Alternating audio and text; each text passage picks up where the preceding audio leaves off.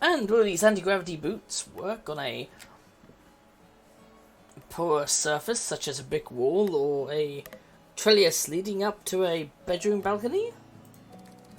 Certainly, no matter the surface, gravity affects you all the same. Or it won't, because of the anti-gravity boots you'll be wearing.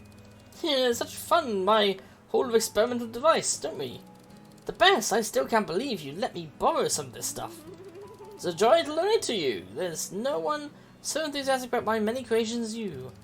And because the devices are still experimental, it's so very helpful to have someone volunteer to test them out. None of my staff will sign the consent forms, and I've run out of guinea pigs. Nary a single rodent left in my London pet shop. Okay, my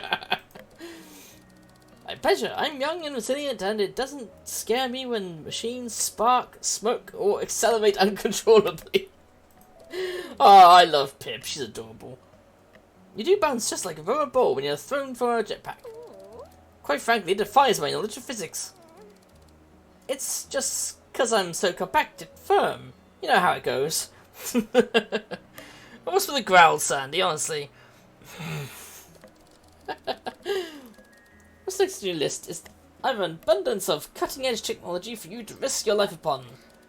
How a device that allows a person to view something far away in great detail, such as, oh, I don't know, an illicit balcony rendezvous between a criminal suspect and a high-ranking government official?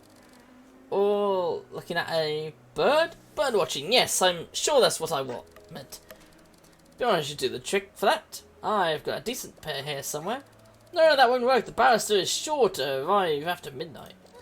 I mean, what if the bird was an owl? So, a nighttime bird. At night. Yeah, that's my story. I'm so glad you clarified. You'll want my patent-pending night vision Omega Zoom Omni Eye instead. I'll pack one up for you. Marvellous, I knew you'd have something. You're so smart and you're so good at science. Oh, you do flatter me so. Come on, come now. What else do you need? How about this experimental device? A few of us from the Futurological Society have been tinkering with it. Fascinating stuff. It's called a hologram projector. It creates an illusion of light that tricks the eye into seeing a three-dimensional object. Meh. Now, let's say I wanted the ability to listen to a conversation happening in another room. An eavesdropping machine?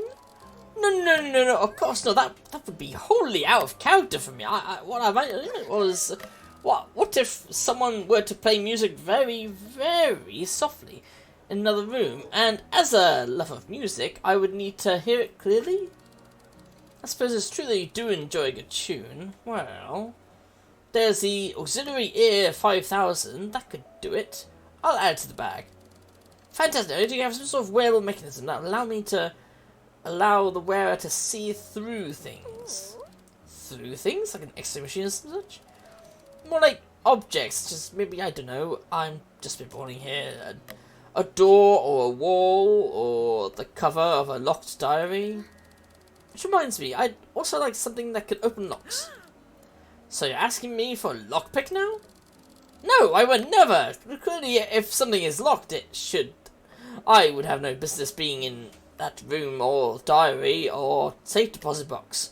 No, I mean, what if I were held captive by a rival and needed to remove the lock on my chains as seamlessly as possible, so that I may replace it precisely in order to fool my rival into thinking that I had not yet escaped.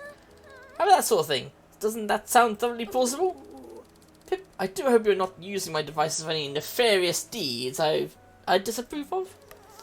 Me? What? Nefarious? Never met her. Don't play ignorant and adorable with me, lest I pinch your cheeks and spank you once up upon the judge. Took us.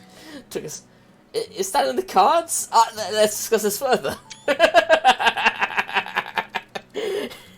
He's more excited at the idea of being spanked than, I know all about your vicious prank war with Max Gentleman. I won't have you using my devices for such trivial ridiculousness.